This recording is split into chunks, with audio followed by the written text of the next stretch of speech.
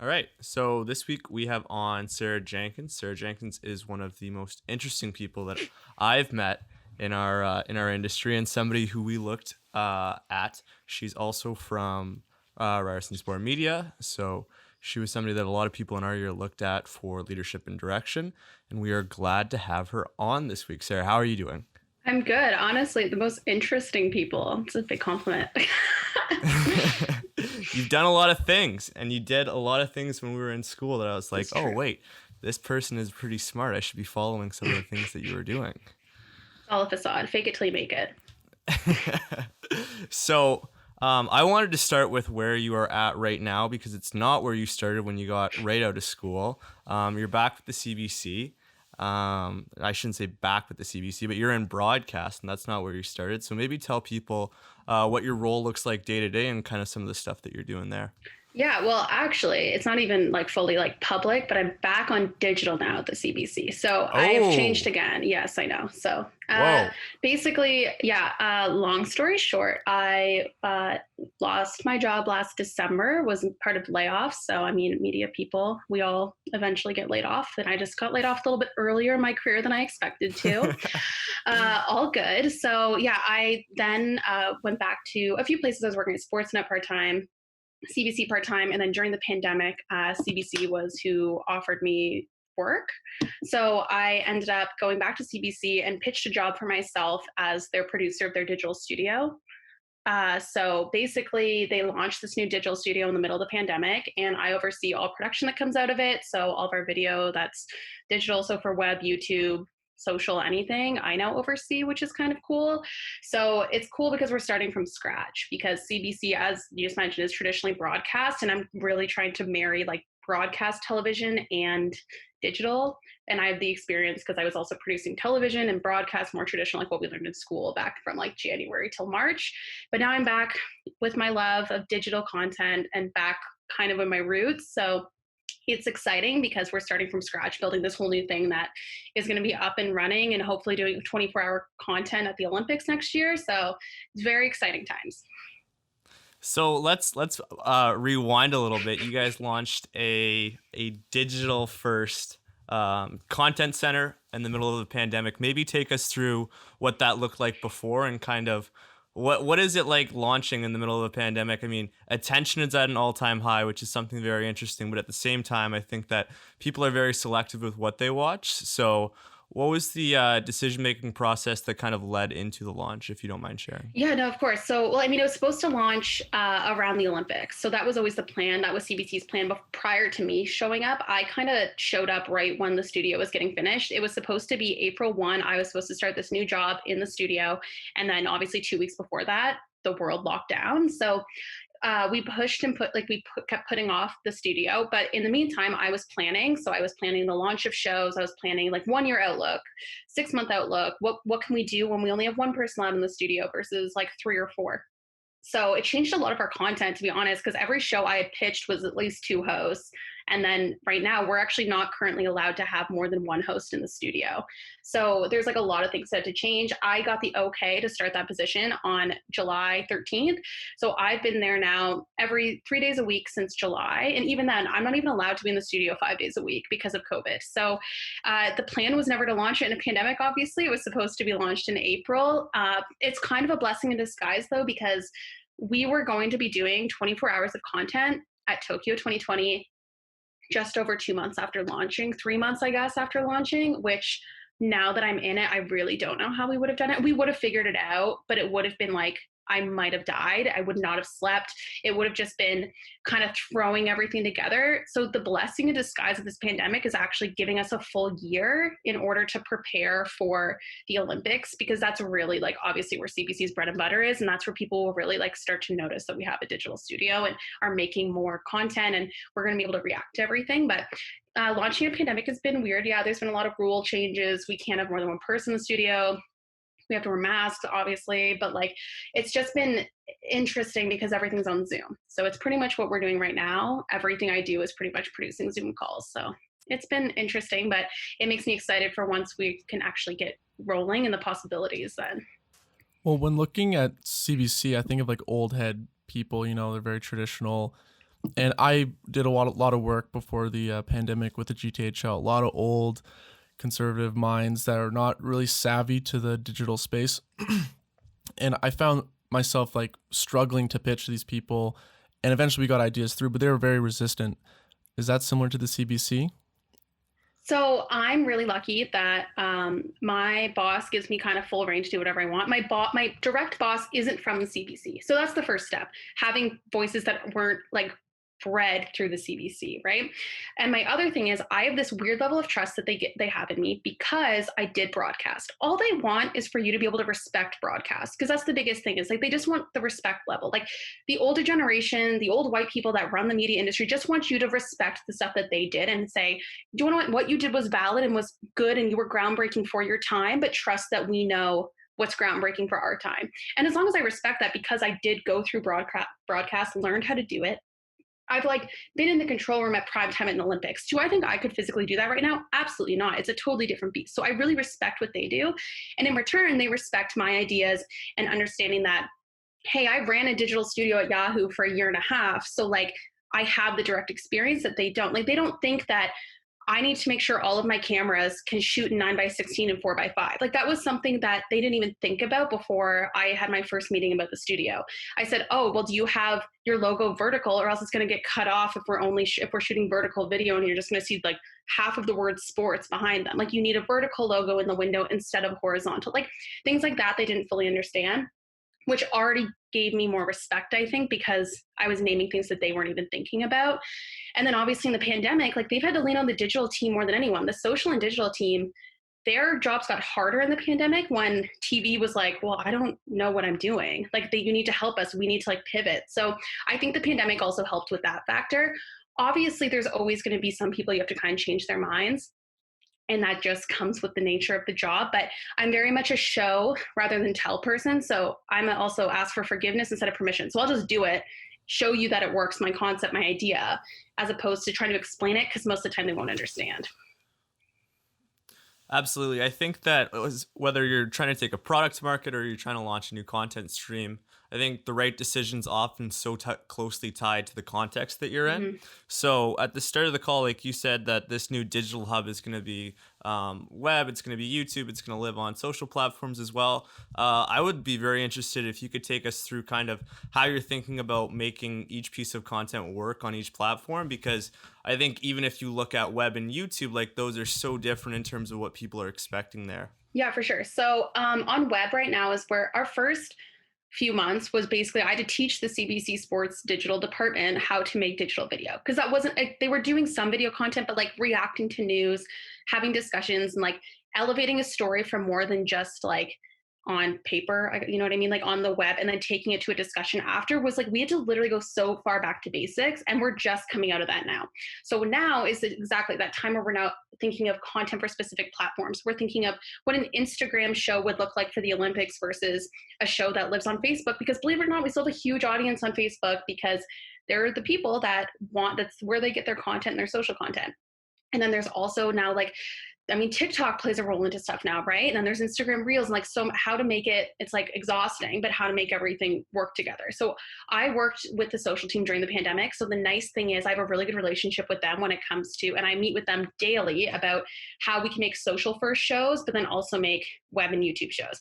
Right now, my brain is basically anything that's news-based or elevating a story, bringing it to another level, or like having a further discussion on something we've written, that's web heavy. We'll put a Twitter clip on to promote it, but that's very like anything, this sounds like weird, but anything very journalist is web. I see stuff that's more fun, YouTube, goes to YouTube, or with athletes, or something that's a little bit different. We just interviewed the guy that designed all the costumes for Battle of the Blades, but also designed them for like Tessa and Scott in their iconic like dance. And like Tessa's dress was literally made into a Barbie. So we made a whole video about that, and that does well on YouTube because it's more about fashion and culture rather than just sports.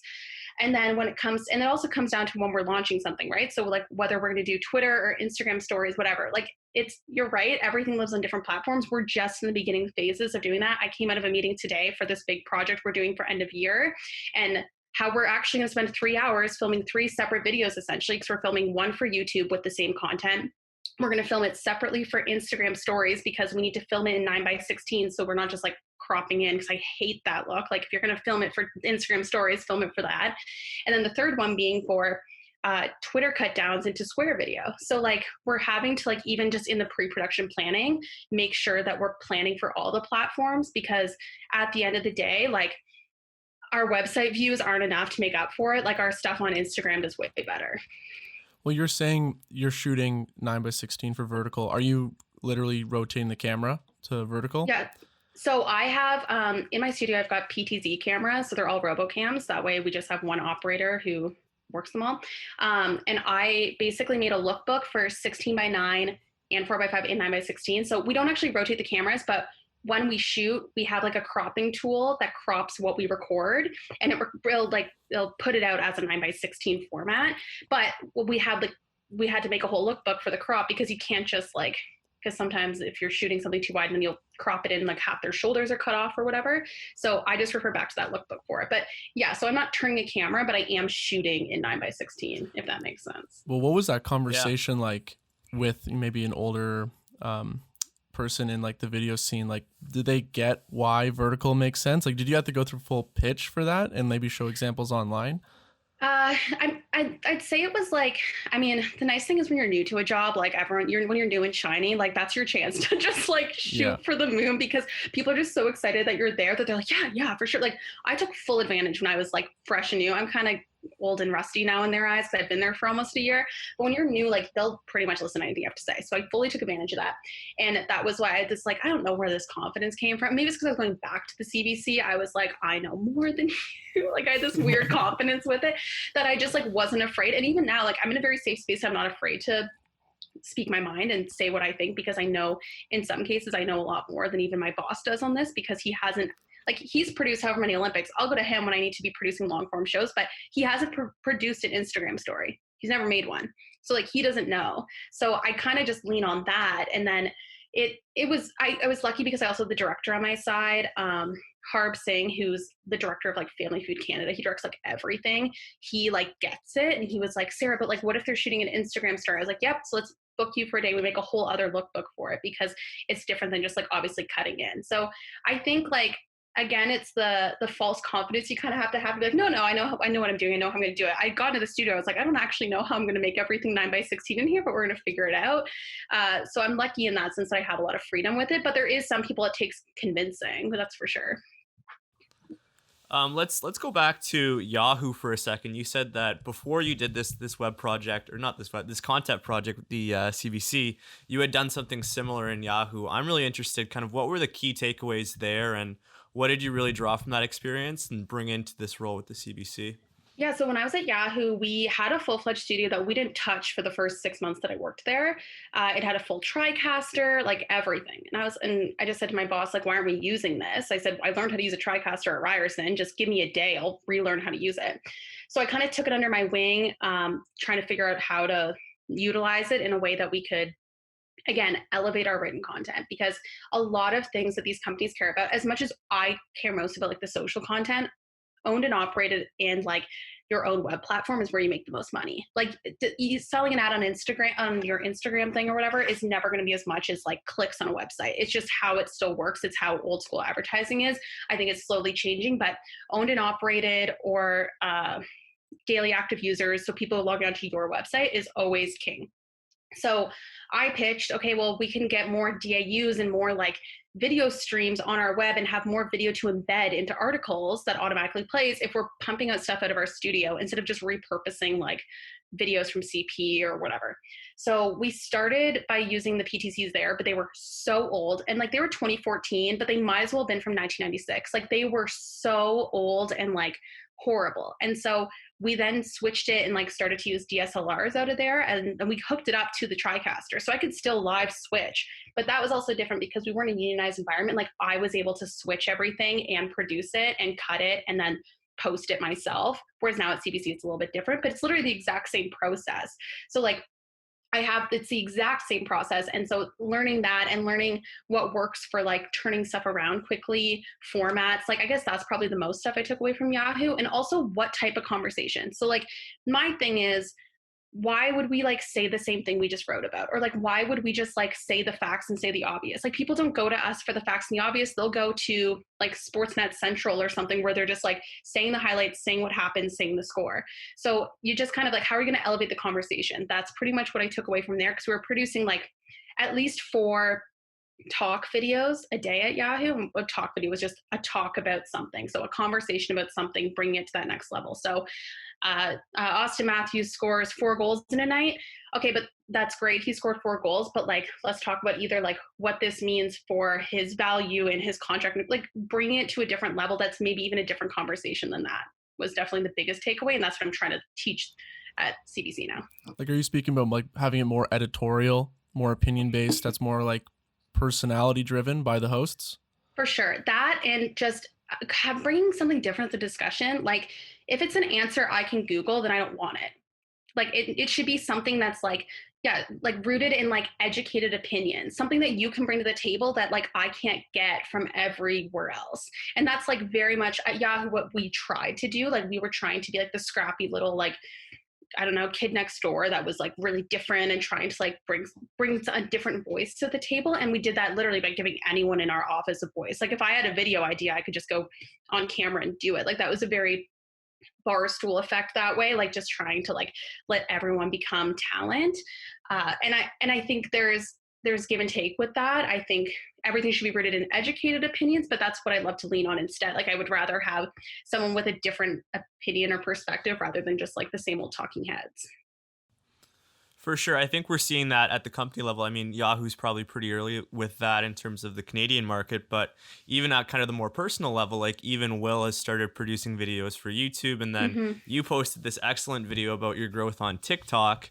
Let's kind of center here on TikTok for a second. So you very quickly grew an account to 10K by posting vlogs. Let's maybe talk about kind of where the inspiration behind that came from, and what are some of the things that you took away from that experience? Well, the main reason I started TikTok, well, it's twofold. First of all, if we go back to October last year, so like this time last year, I think my first official TikTok was at Leafs practice in October. I said to my boss, we should get on TikTok. It's where all the kids are. It's where everyone is. If you want that younger audience, and that's what we were trying to compete with, like with the Bar Downs and stuff who have the young audience. So I'm like, this is the app where they are. This is like, no one else is doing stuff. And I was told we can't have just another platform that's going to have subpar performance. There's no point. There's no proof that we should be investing our time in it.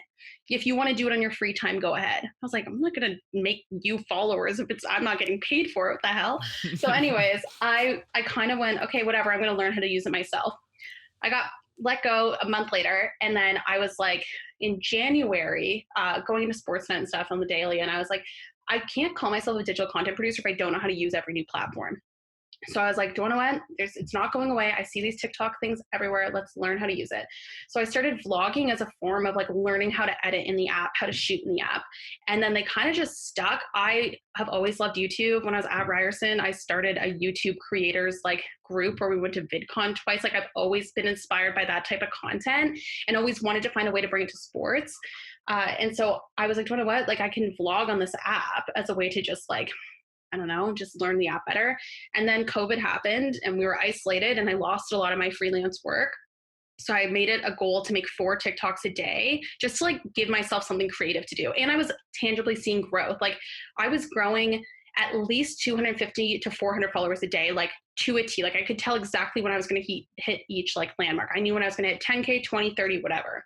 And then I came out of isolation and had to go back into like normal world and start working full time again. And I've still managed to keep it up.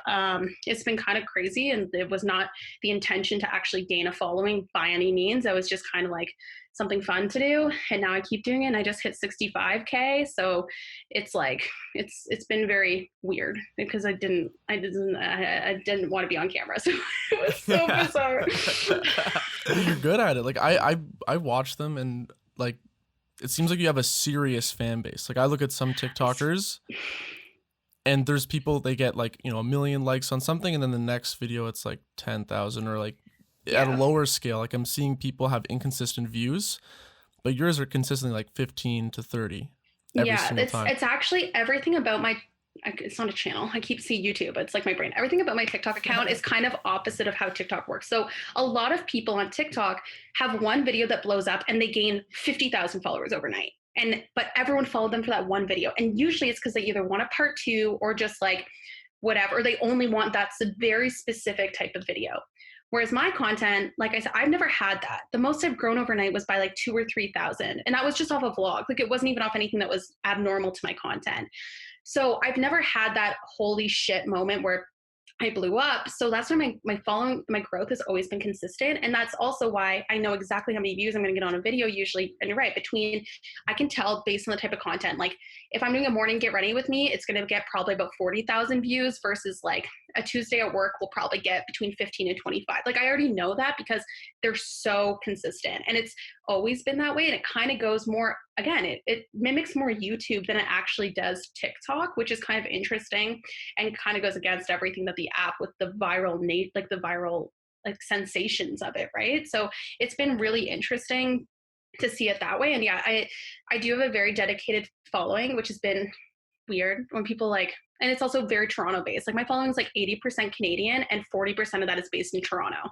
So I could argue that I probably get recognized on the street more for TikTok than someone that has millions of followers, because their followers are all spread out, whereas mine are literally all millennial girls my age between 24 and 30 that live in probably a 10-kilometer radius of me. Right. So if we can get practical here, what are like some tips for Mose and I if we want to get started on TikTok, whether it's for the podcast or ourselves? Can you condense it down into a couple tips? Let us in on some juice. The number one is consistency. So the TikTok algorithm favors people that create content that will keep people on the app, obviously. Every algorithm does this, right? YouTube does this with watch time.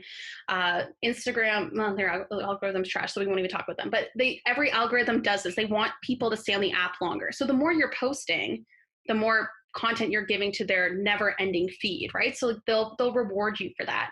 I really started noticing more growth once I was posting 4 videos a day. And it doesn't have to be 4, but it's just I posted every day. I haven't missed a day on TikTok since I took 1 week off when everything with Black Lives Matter protests were happening. That's the only time I've taken off. I took off 1 week. And then even then, weekends that I'm not vlogging, I pre-film content so I don't miss a day. I post at least 2 videos a day every single day. That's, I think by far, it's so cliche to say consistency is key, but it is, especially on this app.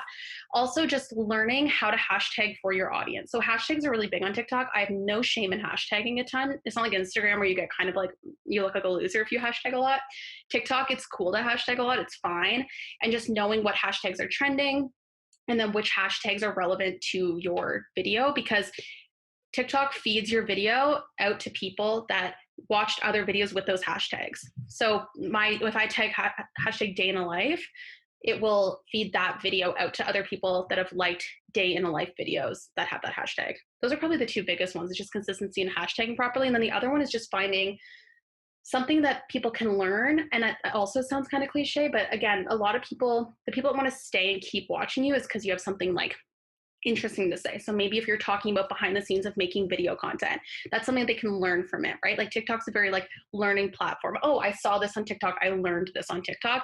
With me, a lot of people follow me because they want to see different places to go in Toronto, different restaurants, bars, whatever. And that's like, I guess what they're learning from me. So I think everyone kind of has something that they can learn, or that's the best type of content is if you have something people can learn. And how much of your mindset when it comes to growing your audience and maintaining it comes into like replying to comments, DMs, like building like a relationship one-to-one with your audience? I know in the article on LinkedIn you mentioned live streaming, but that's only at 10K followers.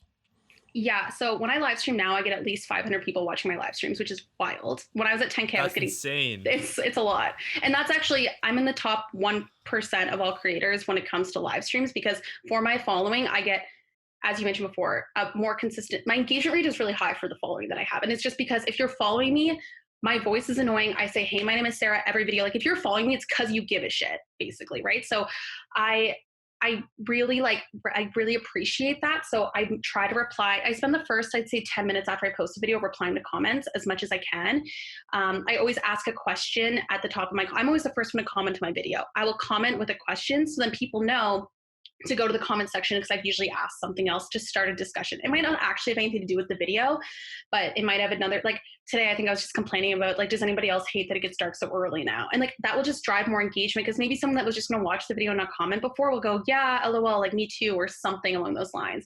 Or like, I don't know, like I was complaining yesterday literally about avocados always going bad. Like it's just the stupidest stuff that I say it out loud. I'm like, that's really what I'm talking about on the internet, but it causes a discussion, and that's where people feel more engaged with. One thing I always do after I do a live stream, I only do them once every like month probably, because you end up staying on for an hour. They're kind of exhausting. And people ask the same 5 questions every time. It's a lot. So I do them like once a month. And after I do it, at the very end, when I'm wrapping up, I go comment on my last video with a camera emoji. So I know you were in this live stream, and I'll go like it. I'll literally go and look at my phone and there's 300 comments of camera emojis. Like people just want to know that you're an actual person and that you're breaking down that barrier. I respond to every Instagram story reply that people do to me, even if they just like reply with a heart emoji, I'll just go and like it. And there's so many people that go, oh my God, you actually replied. Because I think it's breaking down that wall. Because like as someone that loved YouTube and loved following creators, like that's what I would have wanted as well. Absolutely. Our favorite saying around here is that it's harder to be consistent than it is to be good. And I think that a lot of the times when you gain a hard skill, whether it's video or design, I think the tendency is always to layer on complexity. Whereas I think that the creators that are really winning, whether it's on Instagram or TikTok, it's really this almost flip of the personality almost leads it. And to your point, it's like if you can build a direct relationship with an audience, with somebody, it's almost like the internship in my mind, at least if I look 5 years down into the future, is being replaced by these kind of self-driven initiatives where you don't have to grind 40 to 60 hours a week at your traditional company. If you have that proof of concept that you can grow an account to 40, 50K, whatever the number is, I think that's a much better piece of evidence or a data point that you really understand these platforms and that you could kind of work effectively and bring a brand. The way that I like to think about it is that brands have become people on the internet, and so if you can kind of put yourself into that, like Wendy's is a great example for me. I think that a lot of people relate to Wendy's not because of the product they sell and not because of the food they do, but because of that voice that they built on Twitter. So if you're young and you don't want to take the more traditional route, I think that kind of building a following and then trying to do it on your own is a much better way to approach it. I am very interested to hear your thoughts on internships because you had a tweet a while ago that went very viral. And I think it echoes a lot of the concern that a lot of people in our program have about internships. Yeah, so, oh God, I totally forgot about that tweet. That was like insane. That ended up on Reddit, and I was getting like messages from people from like high school. My friend had tweeted that unpaid internships should be illegal. And I quote tweeted it saying that they give more privileged people the opportunity that others simply can't afford. Because at its base, that's 100% it. I could not afford to take an unpaid internship in university. Straight up couldn't do it. I paid for my degree myself. I paid for my housing myself. The idea to take 40 hours a week out of time that's either school or work to have to work for free, whether it was going to get me like one step further down the line was just like not work. Like I couldn't do it. Even like my sister took an unpaid internship and she's still paying it off because she had to then like go into more debt because of it. And it's this discussion that I always have with people is like, really, what is the difference like between an internship and like paying someone like minimum wage at like McDonald's? Like you might as well go work at like McDonald's and like make minimum wage at least, if not more, and like have and make money and then do stuff on your own on the side. Like I can't fathom that unpaid internships are still a thing. I really think the whole like working your way up in that aspect is really old school mindset. I think internships, if you are going to do them, they should be offered for the purpose of like growth and like actual learning experience. Like I remember hearing of like when we were going through internship and people in 4th year and people be like, oh my God, they got a paid internship. Like that should not be surprising that someone got a paid internship. Like that should be the standard. I was fortunate that my internship credit, me working at CBC, counted. So I was already working on the Pyeongchang Olympics. I just used that as my internship credit.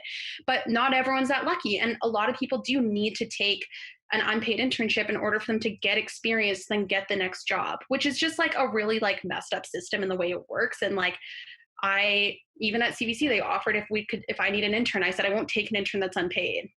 because it's not fair to them. I might as well hire them as a PA and give them like 4 hours a week, because at least it's something, and like it's more tangible for them as an experience.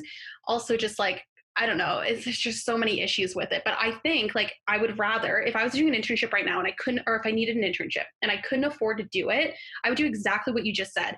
I'd go, okay, cool, I'm going to go take my job at Starbucks as a barista where I make $20 an hour, take that money and time afterwards, and just go make my own videos at home and like prove that I can like build a brand myself. Because as you said, that's more tangible experience that you understand the platform, understand whatever, because then you're also just not doing mindless work, getting coffee for people or all those cliches that come with internships. And I don't think schools should be forcing them on people either. That's a whole separate issue. I want to stop right there because there's actually some really interesting news that came out last week. So Dunkin' Donuts partnered with Charli D'Amelio a couple months back, and Dunkin' made Charli her own drink. What I think is more interesting is what came out last week is that they're actually going to start working with some of their crew members, and they've actually asked some of them to make their own TikToks while they're on the job. So it's really the first time that we've seen a major brand go out and reach out and actually start turning some of their workforce into content creators. And it's something that I think if I look 2 to 3 years down the road, I honestly see that being something that's much more common than it is today. So I wanted to get your kind of thoughts on that. 100%. The Coburg No Frills in my hometown has a TikTok account, and it popped up on my For You page, and I was literally like, what is going on? But it's like the owner making TikToks with his crew. Like, I was like, that's so like, you get it. That is so on the mark. Like, I get comments on my TikTok all the time, people going, does your boss know you film TikToks at work?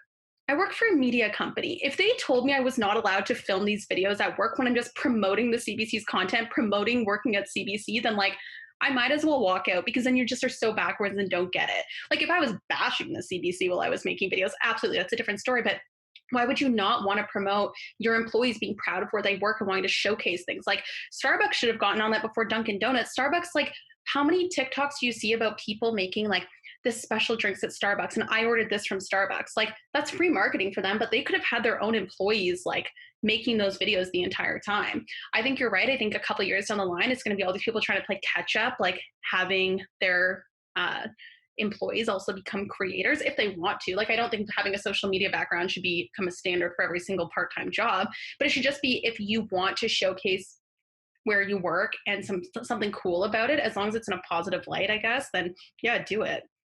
I think that what it really comes back to for me is that so many times now, whether it's a grocery store or kind of a bigger brand, that we like at the end of the day, I think people connect to other people and not just brands. Mm-hmm. So if you can do that in an authentic way that makes sense, it's kind of the route to go. Agreed. Let's kind of go backwards. So we talked about internships, we talked about school. If you look back at your 4 years on Ryerson, obviously so much has changed from the time that you started to where we are now.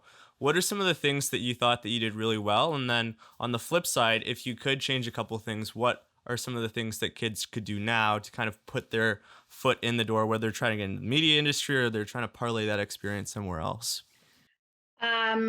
Okay, well, the number one thing that like I tell anyone, and like I didn't figure it out till my last 2 years at Ryerson, so I kind of just wish I started earlier, was like take every single technical course you can, because like now the content producer isn't like we were like taught at Ryerson, and like given it's because it's an old school television school, that there is a producer, a director, a editor, a blah blah blah blah blah. That's not the case anymore. Like when I go into work every single day, I'm producing, I'm production managing, like running budgets, like you're making the social cut downs, you're like you're writing scripts, you're like you're doing everything, right? So there's no more one trick pony. There's no more the producer just oversees the production. Like that's not a thing that exists anymore. At Yahoo, the reason I got my job was because I knew how to edit on Premiere Pro, literally. And that's because I took a class at Ryerson. I'd edited on Final Cut for my entire life before that.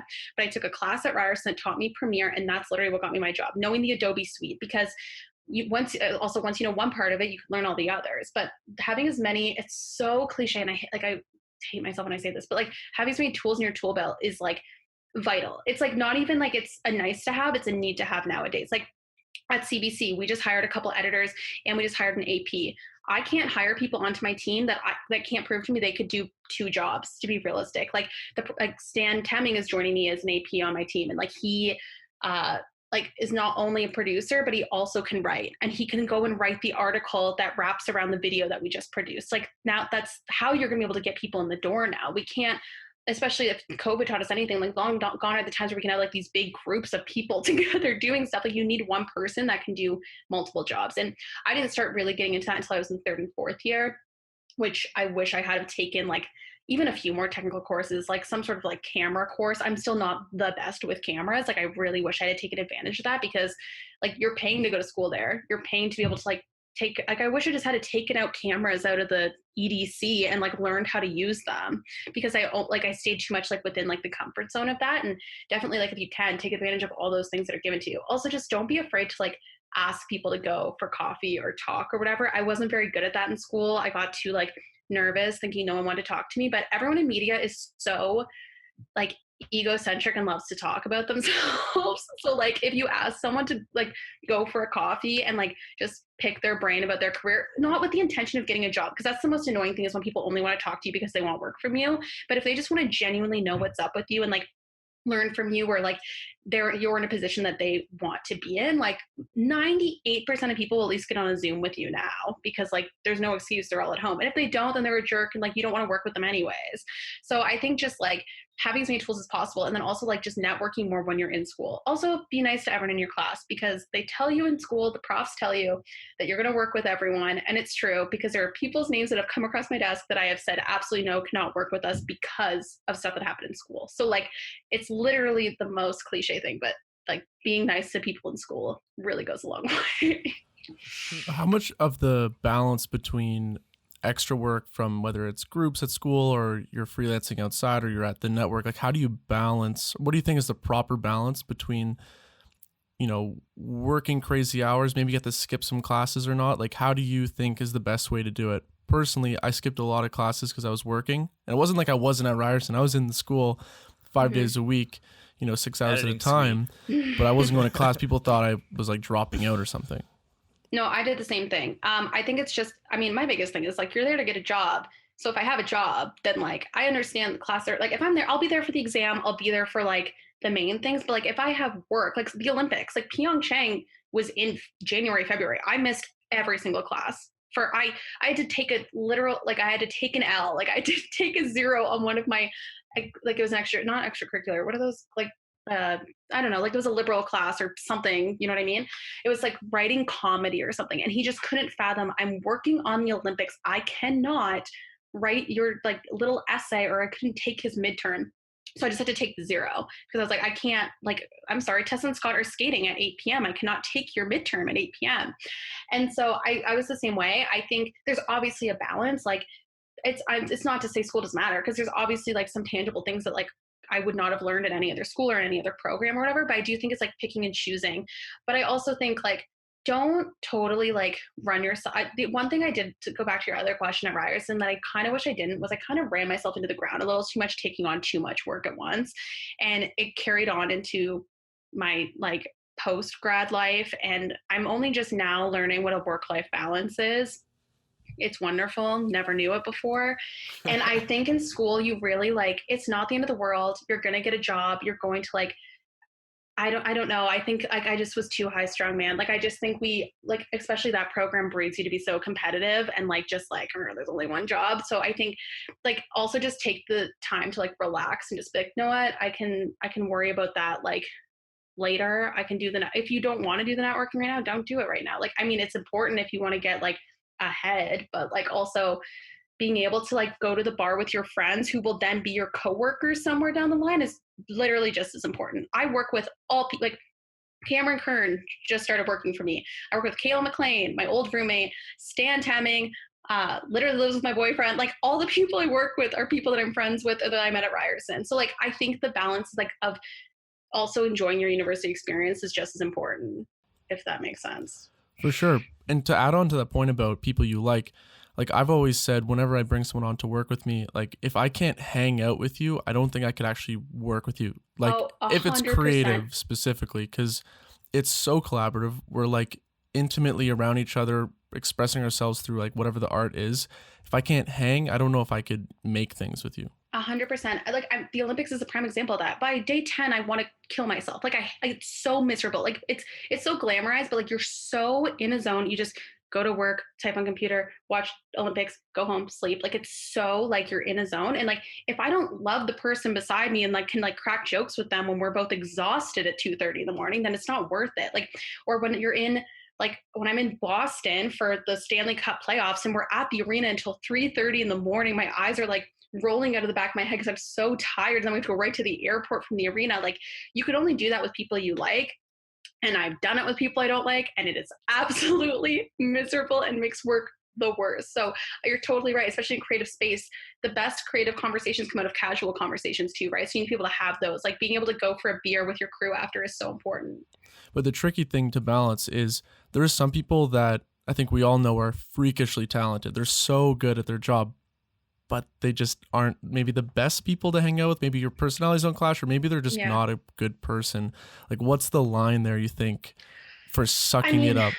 I mean, it depends on the project, honestly. Like maybe I'm just not giving you a full-time job, but I'll freelance with you. You know what I mean? When I can deal with you in small spurts, because like at the end of the day, and that's not meant to be rude. It's just like the reality of it, right? Like when you're in, like, especially on like a small team, like, or in a small workplace, like hell, maybe I'm the annoying one. Like I say, hey, my name is Sarah 5 times a day, but like, there's like a million, like, I think maybe in that space, it's like, finding the working relationship and what works for you, because you also can't be that person that doesn't invite one person to go out for a beer. You have to invite everyone out for a beer, right? I've had that though. I've had people that I'm not crazy about working with them, and like honestly, if anything, just once you're done with that working relationship, that's where it parts. But then I also like, and I really saw it when I was at Yahoo, right? Because like after a layoff, like you think you're going to stay friends with all the people that you worked with every single day for 2 years, but in the reality is you're just not. Like you see the people that you only talk to every day because you worked with them. It's the same as high school. Like you see the same people that you only talk to every day because you were in class with them. And I saw it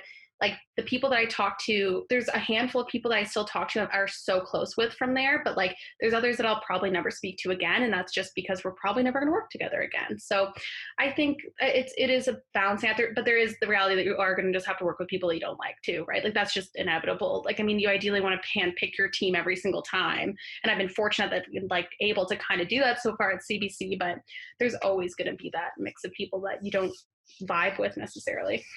So have you ever thought one day, I mean, you're growing on the TikTok space, I'm sure that might lead into YouTube. I don't know what your plans are. I'm sure you can tell us, but get to a point where it's like your own content, you're hiring who you want. There's no boss. Like, do you ever want to get there with what the stuff you make?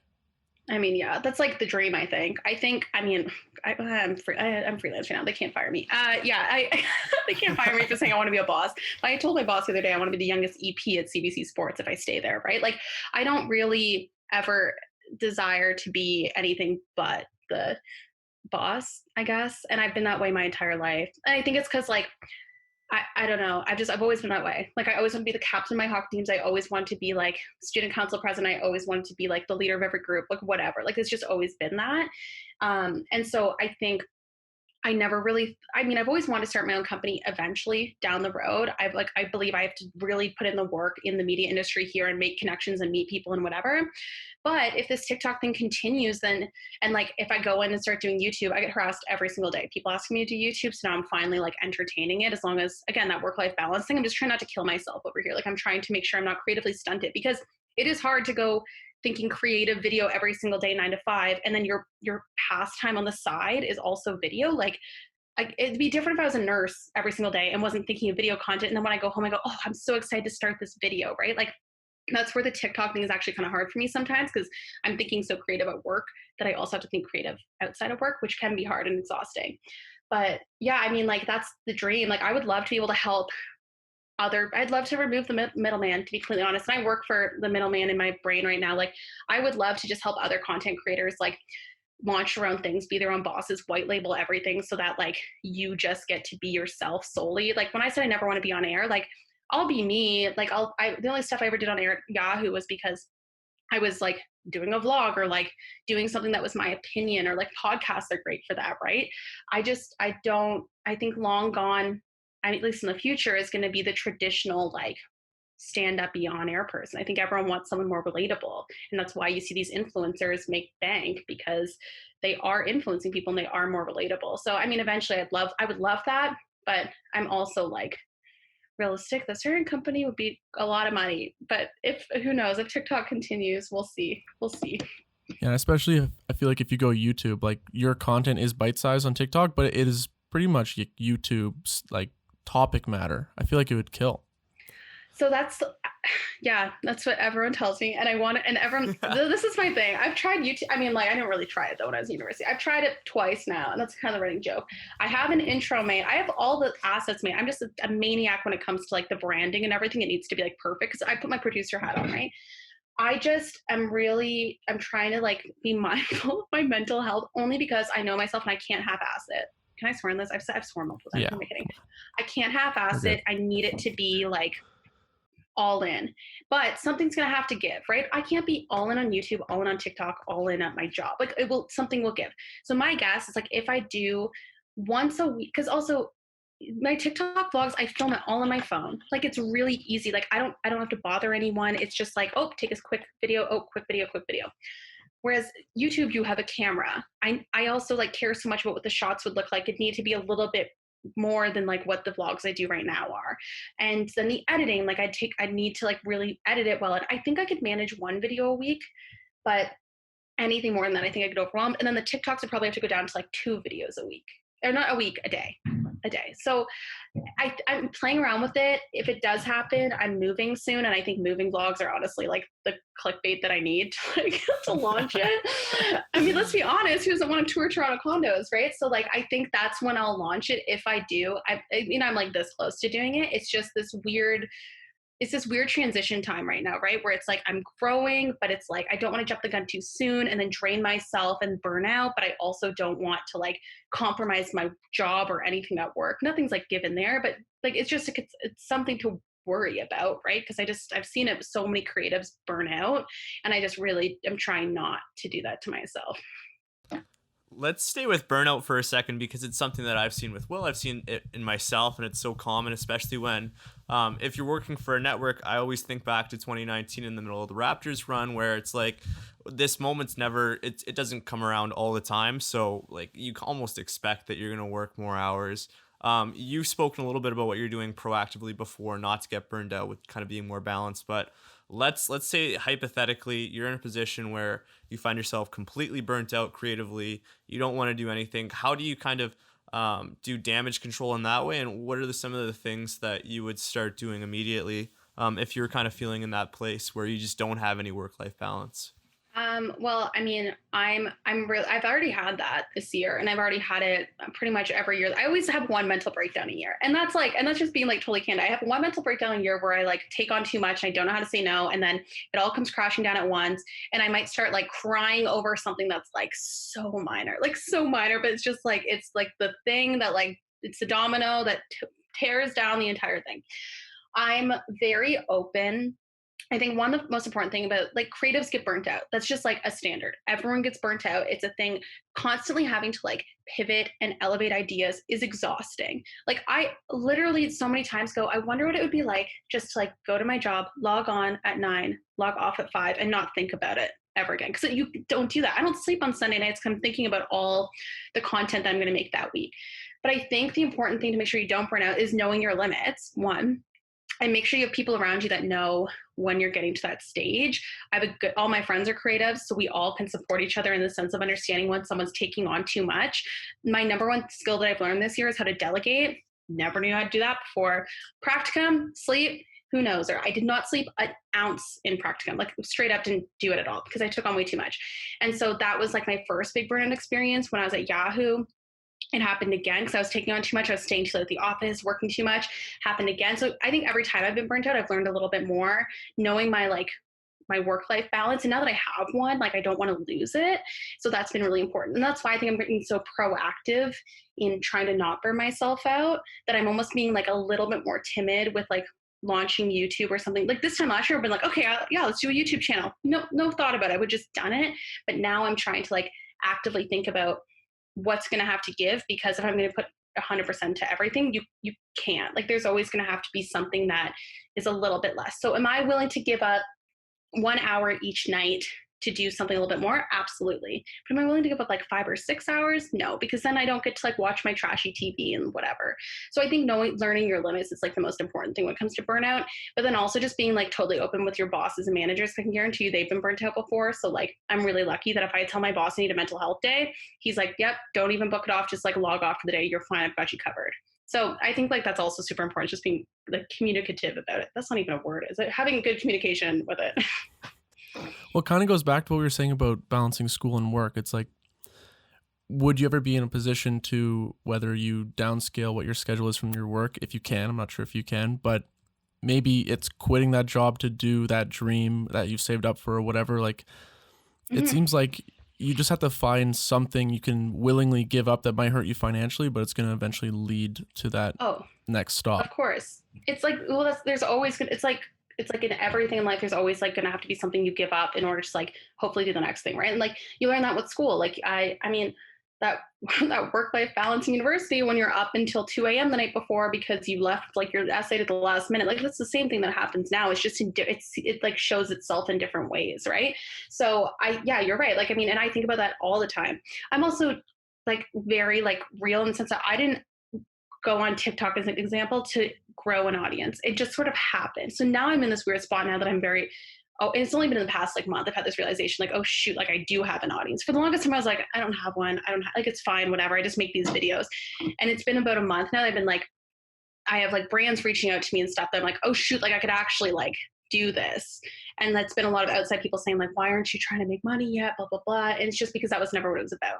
So now it's this weird, like, you're right. It's this weird, like, do you start like maybe going, hey, CBC, like I only want to work 20 hours a week with you so I can still have some stable pay, but then I also want to go and try and do this YouTube thing. Like maybe that's what I end up doing after the next Olympics, like after like say a contract's over or whatever, right? So I think the nice part is with media changing, freelance, like you can actually keep one foot in and one foot out that way. So maybe that's what I'll do down the line, but I really take it day by day right now because I also like was living through a point where I thought TikTok was going to shut down every single day, right? So I was like, it's over. Was that also in Canada? I thought that was only the States. It was only the States, but you have to understand that if all of the massive creators leave and half in the largest population in the world of people that are on that app leave, like people would stop. Like maybe still be on Canada for like a month, but like when would just Canada ever be on an app really, right? I mean like the UK and stuff, yes, but I think like the US, it not being allowed in the US would really hinder it to a point that it would just slowly start to die off.